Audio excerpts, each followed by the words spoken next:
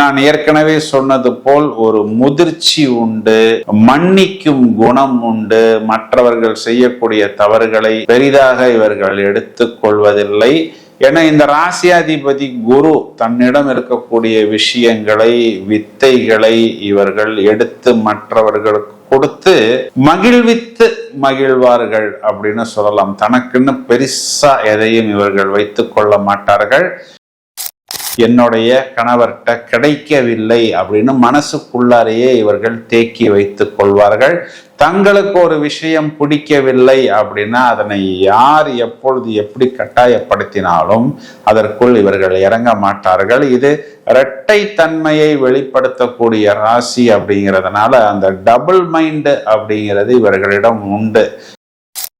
ஏதாவது ஒரு braking point கிடைக்காதா, ஒரு ஜாக்பாட் அடிக்காதா, எவ்வளவு நாள் தான் நானும் இப்படியே போராடுவது, டக்குன்னு மேலே வருவதற்கு ஏதாவது ஒரு வாய்ப்பு கிடைக்குமா அப்படின்னு இவர்கள் ரொம்பவும் கஷ்டப்பட்டு போராடி கொண்டிருக்கும் பொழுது யாராவது என்ன பண்ணுவாங்க அப்படின்னா இவர்களுடைய வீக் பாயிண்டை தெரிந்து வைத்து கொண்டு எப்படி ஒரு தூண்டிலை போட்டு ஒரு மீனை தூக்குகிறார்களோ அதை போல் குறிப்பா அது ஃபினான்சியல் தூண்டிலாக இருக்கலாம், லவ் தூண்டிலாக இருக்கலாம், வெளிநாட்டு வேலை வாய்ப்பு தூண்டிலாக இருக்கலாம், இல்லை இந்த MLM இந்த மாதிரி கரன்சி சிட்டு ஸ்கீமு, மேனிஃபெஸ்டேஷன், இப்பெல்லாம் புதுசா என்னென்னமோ சொல்றாங்க பாருங்க.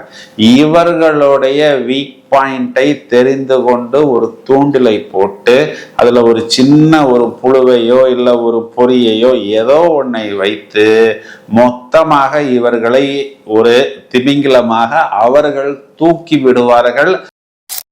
கணவனால் இவர்களுக்கு கிடைப்பது அப்படின்னு பார்த்தா நிறைய இடங்கள்ல மிகப்பெரிய கடன் சுமை. அந்த திருமண வாழ்வை, குடும்ப வாழ்வை நடத்துவதற்கு அந்த கடன் சுமை அப்படிங்கிறது ஒரு பெரிய தோல்வியாகவும் சோகமாகவும் வருகிறது. அது லிவிங் டுகெதராக இருந்தாலும் இவர்கள் மற்றவர்களது தேவைகளுக்கு ஏற்ப நன்றாக உபயோகிக்கப்பட்ட பிறகு கருவேப்பிலை போல் எளிதாக தூக்கி போடப்படுகிறார்கள்.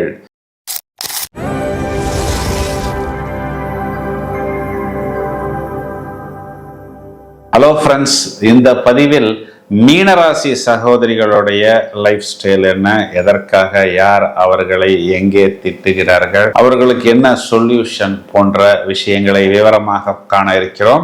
காலபுருஷனுக்கு 12வது ராசியாக வரக்கூடியது தான் இந்த மீனராசி.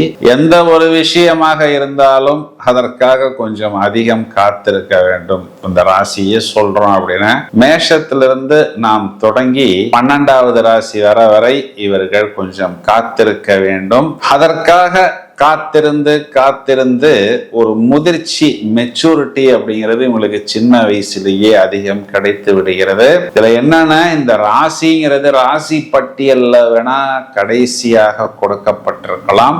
ஆனால் இந்த பிரபஞ்சம் இவர்களுக்கு நிறைய விஷயங்களை, ஞான மார்க்கங்களை அள்ளி கொடுத்திருக்கிறது. ஏன்னா இந்த ராசியில குருங்கிற கிரகம் ஆட்சி அடைகிறார், சுக்கிரன் உச்சம் அடைகிறது, உழைப்பை வெளிப்படுத்தக்கூடிய சாட்டன் நட்சத்திரம் அங்கே இருக்கிறது, நல்ல பழக்கத்தை கொடுக்கக்கூடிய குருவுடைய நட்சத்திரம் இருக்கிறது, புத்திசாலித்தனத்தை கொடுக்கக்கூடிய புதனுடைய நட்சத்திரமும் அந்த இடத்தில் இருக்கிறது. மேலும் இங்கு புதன் நீசமடைந்திருந்தாலும் நிறைய நிலைகள்ல புதனுக்கு நீசபங்க ராஜயோகம் அப்படிங்கிறது ஏற்படக்கூடிய அமைப்பு உண்டு.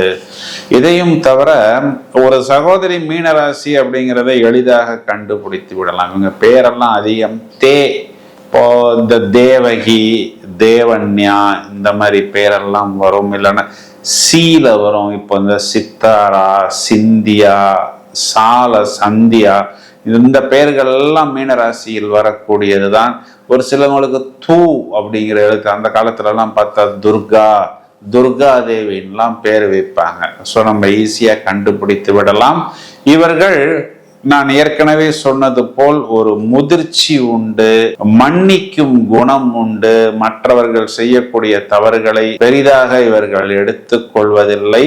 ஏன்னா இந்த ராசியாதிபதி குரு தன்னிடம் இருக்கக்கூடிய விஷயங்களை, வித்தைகளை இவர்கள் எடுத்து மற்றவர்களுக்கு கொடுத்து மகிழ்வித்து மகிழ்வார்கள் அப்படின்னு சொல்லலாம். தனக்குன்னு பெருசா எதையும் இவர்கள் வைத்துக் கொள்ள மாட்டார்கள். இவங்களுக்கு என்னன்னா, இவர்களுடைய 5ஆம் இடத்தில், அதாவது புத்திஸ்தானத்தில் செவ்வாய் என்ற கிரகம் நீசம் அடைகிறார். அப்பனா என்ன அப்படின்னா, கொஞ்சம் சின்ன சின்ன விஷயங்களுக்கு ஓரளவுக்கு இவர்களுக்கு கோபம் அப்படிங்கிறது வரும். இருந்தாலும் அதனை ஒரு செல்லமான கோபமாக அறப்போராட்டம்னு சொல்லலாம். அதாவது ஒரு நாளைக்கு சாப்பிடாம இருக்கிறது, ஒரு நாளைக்கு வெளியில போகாமல் அப்படியே வீட்டுக்குள் இருக்கிறது, அப்படியே யாரிடமும் பேசாமல் இருக்கிறது. இந்த மாதிரி குழந்தைத்தனமா தங்களுடைய கோபங்களை இவர்கள் வெளிப்படுத்துவார்கள். ஆனால் இவர்கள் எப்பொழுதுமே இந்த சின்ன வயசுல எல்லாம் பார்த்தோம்னா அறிவு சார்ந்த விஷயங்கள்ல தான் அதிகமான நாட்டம், கலைகள் மேல் நிறைய நாட்டம், நிறைய இந்த பாடகர்கள், பாடகிகள், எழுத்தாளர்கள், கவிஞர்கள், பேக் ஸ்டேஜ் அப்படின்னு சொல்லக்கூடிய கிரியேட்டிவ் பர்சன்ஸாகலாம் நாம் இவர்களை காண முடியும். மேலும் இவர்கள் மற்ற 11 ராசி அப்படிங்கிறதோட ஒரு கிரௌடா, ஒரு கூட்டமா இல்லாமல் நாம் ஏதோ ஒரு இடத்தில் விலகி நிற்கிறோம், தனித்து நிற்கிறோம். அது நம்ம போடுற ட்ரெஸ்ஸாக இருக்கலாம், நம்மளுடைய அணுகுமுறையா இருக்கலாம், நம்மளுடைய பேச்சாற்றலாக இருக்கலாம். அது ஒரு கூட்டத்தில் இருப்பது போல் இல்லாமல் எப்பொழுதும் நம்மை தனித்து காண்பித்து கொள்ள வேண்டும் அப்படிங்கிறதுல இவர்கள் குறியாக இருப்பார்கள். இதற்காக இவர்கள் திட்டப்படுகிறார்கள். மேலும் இவங்களுக்கு பொதுவாகவே இந்த அப்பா சென்டிமெண்ட்டுங்கிறது கொஞ்சம் அதிகம். ஏன்னா இங்க பித்ருஸ்தானாதிபதி இவர்களுடைய லாபத்தில் உச்சம், பித்ருக்காரகன் சூரியன் இவர்களுடைய தனம் வாக்குஸ்தானத்தில் உச்சம். அப்போ எப்பொழுதுமே அப்பாவுடைய புராணம் பாடுவது, அப்பா எங்க அப்பா மாதிரி வருமா பேர், எங்க அப்பாவுடைய ஞானம் என்ன, வேகம் என்ன, விவேகம் என்ன, ஸ்மார்ட்னஸ் என்ன. என்ன ப்ராப்ளம்னா இவர்கள் எல்லாமே அப்பா அடிமை. இது என்ன ஆகுது அப்படின்னா, இவர்கள் ஒரு பாய் ஃப்ரெண்டையோ ஒரு கணவனையோ தேர்ந்தெடுக்கும் பொழுது கூட உள்ளுக்குள்ளர எங்க அப்பா மாதிரி இவருடைய பழக்க வழக்கம், அந்த சாம், அந்த சரிஸ்மா இல்லையே அப்படிங்கிற ஒரு ஓட்டம் இருந்து கொண்டே இருக்கும். அதை பற்றிய ஒரு ஏக்கம் அப்படிங்கிறது இவர்களிடம் இருந்து கொண்டே இருக்கும். கடைசியில அந்த மாதிரி ஒரு நல்ல பழக்க வழக்கம், அன்பு, அரவணைப்பு, லவ் இதெல்லாம் என்னுடைய கணவர்கிட்ட கிடைக்கவில்லை அப்படின்னு மனசுக்குள்ளாரையே இவர்கள் தேக்கி வைத்துக் கொள்வார்கள். தங்களுக்கு ஒரு விஷயம் பிடிக்கவில்லை அப்படின்னா அதனை யார் எப்பொழுது எப்படி கட்டாயப்படுத்தினாலும் அதற்குள் இவர்கள் இறங்க மாட்டார்கள். இது இரட்டை தன்மையை வெளிப்படுத்தக்கூடிய ராசி அப்படிங்கிறதுனால அந்த டபுள் மைண்டு அப்படிங்கிறது இவர்களிடம் உண்டு. என்னன்னா, ஒரு விஷயத்தை யோசிப்பார்கள், பாதி தூரம் போனதுக்கு அப்புறம் அதை பண்ணலாமா வேண்டாமா அப்படின்னு சொல்லி திரும்ப வரக்கூடிய நபர்கள் இவர்கள். மற்றவர்கள் போடக்கூடிய திட்டங்களால் அதிகம் ஏமாறப்படுவது அப்படிங்கிறது இந்த மீனராசி சகோதரிகள் தான். இது என்னன்னா, இவங்க எதிர்நீச்சல் போட்டே வாழ்வில் இவர்கள் டிராவல் பண்ண வேண்டிய ஒரு அமைப்பு. என்னன்னா, ஏதாவது ஒரு பிரேக்கிங் பாயிண்ட் கிடைக்காதா, ஒரு ஜாக்பாட் அடிக்காதா, எவ்வளவு நாள் தான் நானும் இப்படியே போராடுவது, டக்குன்னு மேலே வருவதற்கு ஏதாவது ஒரு வாய்ப்பு கிடைக்குமா அப்படின்னு இவர்கள் ரொம்பவும் கஷ்டப்பட்டு போராடி கொண்டிருக்கும் பொழுது யாராவது என்ன பண்ணுவாங்க அப்படின்னா, இவர்களுடைய வீக் பாயிண்டை தெரிந்து வைத்து கொண்டு எப்படி ஒரு தூண்டிலை போட்டு ஒரு மீனை தூக்குகிறார்களோ அதை போல், குறிப்பா அது ஃபினான்சியல் தூண்டிலாக இருக்கலாம், லவ் தூண்டிலாக இருக்கலாம், வெளிநாட்டு வேலை வாய்ப்பு தூண்டிலாக இருக்கலாம், இல்லை இந்த MLM இந்த மாதிரி கரன்சி சிட்டு ஸ்கீமு, மேனிஃபெஸ்டேஷன், இப்பெல்லாம் புதுசா என்னென்னமோ சொல்றாங்க பாருங்க. இவர்களுடைய வீக் பாயிண்டை தெரிந்து கொண்டு ஒரு தூண்டிலை போட்டு அதுல ஒரு சின்ன ஒரு புழுவையோ இல்ல ஒரு பொறியையோ ஏதோ ஒன்றை வைத்து மொத்தமாக இவர்களை ஒரு திமிங்கிலமாக அவர்கள் தூக்கி விடுவார்கள். அந்த நேரத்துல இந்த சகோதரிக்கும் தெரிகிறது கிடையாது நம்ம சிக்கிட்டோம்னு. பிறகுதான் இவர்கள் உணர்கிறார்கள். உணர்ந்த பிறகுதான் இவர்கள் சமநிலைக்கு வருகிறார்கள். இது ஒண்ணுதான் இவர்களுடைய பெரிய மைனஸ் பாயிண்ட். மற்ற எல்லா விஷயங்களிலும் இருக்கக்கூடிய பொறுமை அப்படிங்கிறது, இவர்கள் ஒரு மோசடியில் சிக்குகிறார்கள் அப்படிங்கிறத சிக்கின பிறகுதான் உட்கார்ந்து ஐயோ நம்ம சிக்கிட்டோமே அப்படின்னு பொறுமையாக யோசிக்கிறார்கள். இது எல்லா விஷயங்களிலும் நடு வயசுல இருக்கக்கூடிய சகோதரிகள் காதல் தான் உலகம், ஏன்னா உள்ளுக்குள்ளற சுக்கிரன் அப்படிங்கிற ஒரு கிரகம் உச்சம் அடைகிறது. அந்த சுக்கிரன் கொடுக்கக்கூடியது fantasy, luxury, love, feelings. So காதலிக்க தொடங்கி விட்டால் காதலன் தான் உலகம், உலகமே காதலுக்காகத்தான் படைக்கப்பட்டது, தன் காதலனுடன் பேசிக்கொண்டே இருப்பது, அப்படியே ஒரு ஃபேண்டசியாகவே டிராவல் பண்ணணும் அப்படின்னு நினைப்பார்கள். எளிதில் மயங்குவார்கள். அது கலை சம்பந்தப்பட்ட விஷயமா இருக்கலாம், இல்லைன்னா அறிவு சார்ந்த விஷயமாக இருக்கலாம், இல்லைன்னா கொஞ்சம் அந்த ஆண்கள் இவர்களை புகழ்ந்து பேசும் பொழுது உன்ன மாதிரி வருமா, உன்னுடைய ஸ்மார்ட்னஸ் என்ன, உன் டேலண்ட் என்ன, உன்னுடைய டான்ஸ் என்ன, உன் மியூசிக் என்ன அப்படின்னு யாராவது இவர்கள்ட்ட பேசினால் புகழ்ந்தால் டக்குன்னு இவர்கள் மயங்கி விடுவார்கள். இதைத்தான் நான் அந்த பொறி, அந்த ஒரு சின்ன மீனை போட்டு பெரிய திமிங்கலத்தை தூக்குவது அப்படின்னு சொன்னேன்.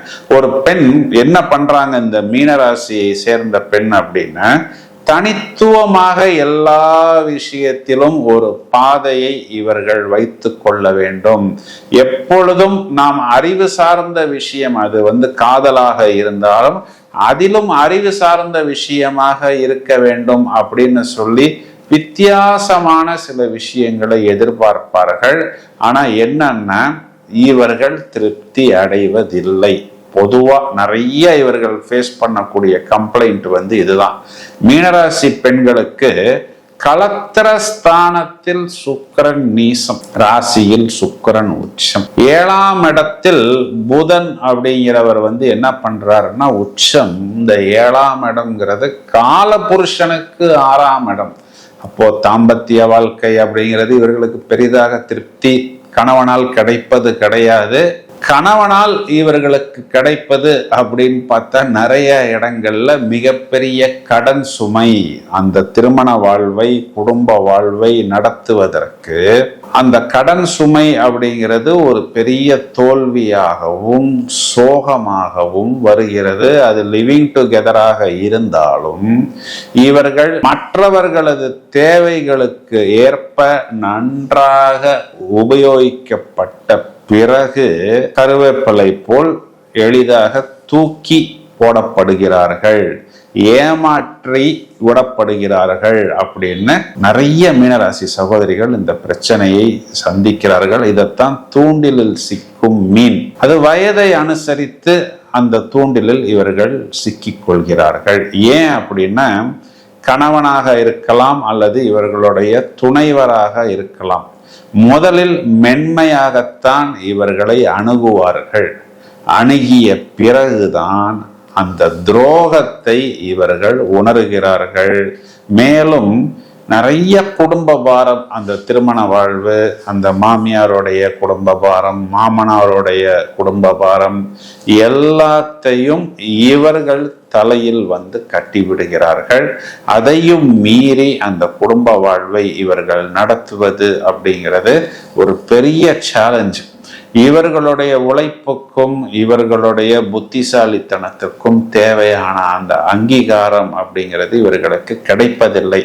மாமியாருக்கு இந்த மாத்திரை போடணும், மாமியாருக்கு சுகர் இருக்கு அப்ப சால்ட் கம்மியா போடணும், காரம் கம்மியா போடணும், இனிப்பு கம்மியா போடணும், இந்த மாத்திரையை எப்ப போடணும், இந்த இன்ஜெக்ஷனை எப்ப போடணும், எல்லாமே பார்த்து பார்த்து இவர்கள் செய்தாலும் இவர்களுக்கு அந்த அங்கீகாரம் அப்படிங்கிறது பெரிதாக கிடைக்கதில்லை. கடைசியா அந்த மரணப்படுக்கையில இருக்கும் பொழுது என் பையன் என்னைய கை விட்டுட்டான், என் பொண்ணு என்னைய கை விட்டுட்டா, நீ தான் என்னைய பார்த்துக்கிட்ட அப்படின்னு அந்த டைம்ல அவர்கள் சொல்வார்கள். அது சரி வேற வழி இல்லாமல் அதையும் நாம் எடுத்துக்கொண்டுதான் ஆக வேண்டும் அப்படின்னு இவர்கள் எடுத்துக்கொள்வார்கள்.